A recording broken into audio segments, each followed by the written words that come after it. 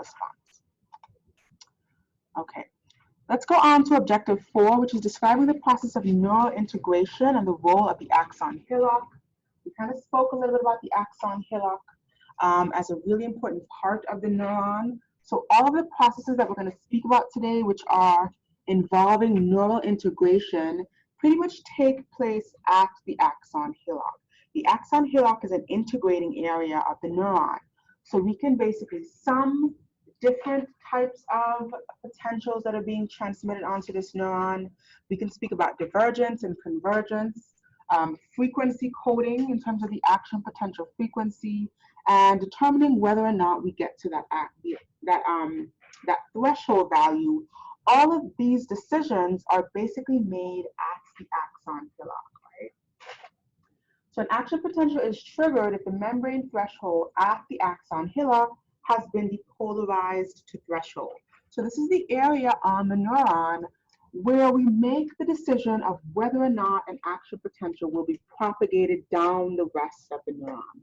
So basically we determine the voltage at the axon hillock, and if it is at or above threshold, then we can propagate that action potential, and if not, we do not have an action potential, okay? If it's below threshold, no action potential. If it's above threshold, action potential, specifically at the axon hillock. Now, on that basis, we can speak about two types of synaptic communication here. Divergence, which is basically the splitting of that signal. So we've got one presynaptic neuron, and it is communicating via different axon terminals to several different postsynaptic neurons. This is called divergence.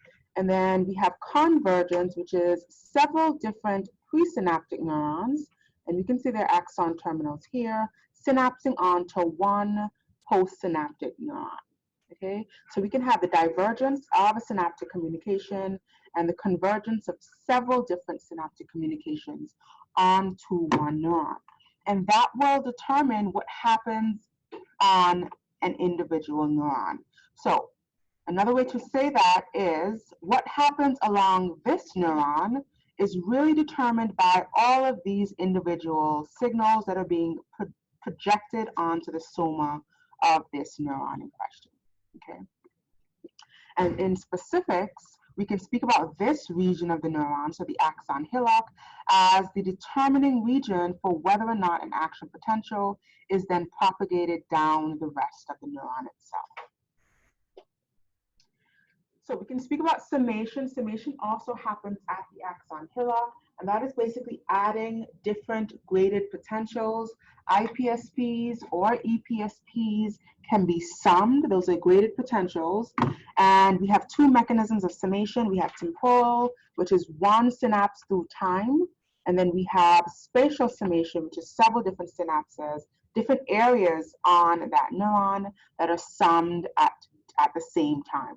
Okay, so let's look at an example here of temporal summation. So we've got this postsynaptic neuron. We have three different presynaptic neurons that are synapsing onto the soma here. We've got an EPSP at one synapse, an EPSP at another synapse, and an IPSP at a third synapse. Now, temporal summation means that through different spots in time at the same space, so we're only looking at one synapse here for temporal summation. We're looking at synapse A only.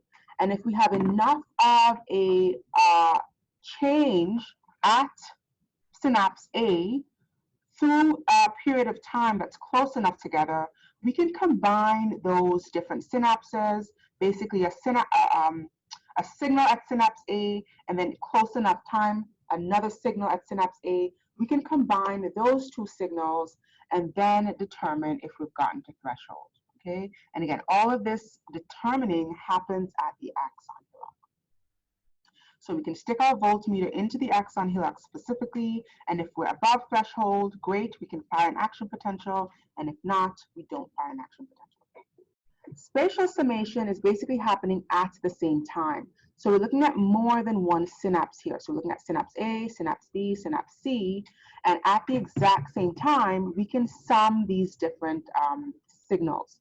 So we look at synapse A, which is excitatory, synapse B also excitatory, synapse C was inhibitory, And if we add those together, we can actually get to our threshold. So we fire an action potential, and then we can get back down to rest. Now, if we're only looking at synapse A and C, if we're only considering A and C, because A is excitatory and C is inhibitory, these two signals actually cancel out, okay?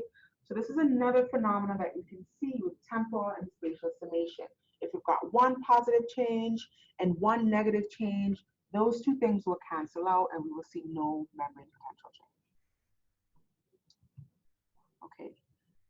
We can also speak about frequency coding. So the degree of depolarization at the axon hillock can be communicated by different frequencies. We talked about this. So action potentials cannot change their amplitude or their duration. All we can really do to manipulate different signals is increase or decrease the frequency of an action potential. And this is called frequency coding. So basically, summation affects the degree of depolarization. And so if we have summing of different potentials or different membrane potential events, then we can influence how fast those action potentials are being fired along this axon. So more action potentials result in more neurotransmitter, which results in a stronger EPSP or a stronger IPSP. Okay, so the way that we can communicate stronger signals with the nervous system is by firing more action potentials, which stimulate more neurotransmitter release, and then that gives us a stronger IPSP or EPSP on our adjacent cell, right, on that postsynaptic cell. And that is what frequency coding really is. Okay, and then the last thing we'll speak about is called presynaptic modulation. So presynaptic modulation is basically regulating what is happening at an axodendritic synapse via an axoaxonic synapse, okay? And let me kind of describe what that means. So far we've been speaking about this axodendritic synapse, where we have the axon terminal synapsing on to the dendrites of the neighboring neuron. But we can also have an axoaxonic synapse, which is this modulating neuron, a third neuron, that is influencing what happens at the axon terminal of the presynaptic neuron. And we can have two types of influences. We can have facilitation, which increases the amount of neurotransmitter released here, or we can have inhibition, which decreases the amount of neurotransmitter that's released from this neuron. So basically, an axoaxonic synapse is modulating or regulating the events that are taking place at an axodendritic synapse. Okay, so let's talk about these two examples. Now, I want to point out that the modulating neuron does not influence the membrane potential change. All it does is it influences how much neurotransmitter is released from the neuron that it is modulating. So in this first instance of presynaptic facilitation, what we see is that we've got synapse D, synapse C, and then neuron E is modulating synapse C, okay? So if you look more closely at what neuron E is doing, it's increasing the amount of neurotransmitter that neuron C will release at this synapse. So it's not going to influence the membrane potential, just the amount of neurotransmitter that is released. And if you look at the graphical representation here, synapse C on its own is a small depolarizing event. Synapse D on its own is also a small graded potential, but synapse E has no membrane potential change because that modulating neuron does not influence the membrane potential. But if we combine synapse C with that modulating neuron E, then we can get to threshold because we've influenced more neurotransmitter being dumped into the cleft, okay? And more neurotransmitter equals a stronger stimulus, which then gives us that threshold value. But if we look at synapse D and E, again, we see no change because modulating neuron E is not affecting synapse D. So these are very specific in that way, right? The modulating neuron will only target one specific synapse.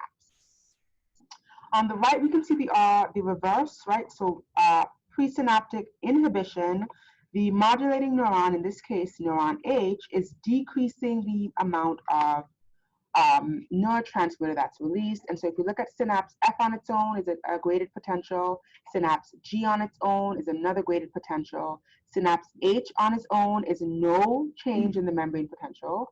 Synapse F plus H is also no change, right? It's going to basically inhibit or negate any amount of neurotransmitter that synapse F is secreting.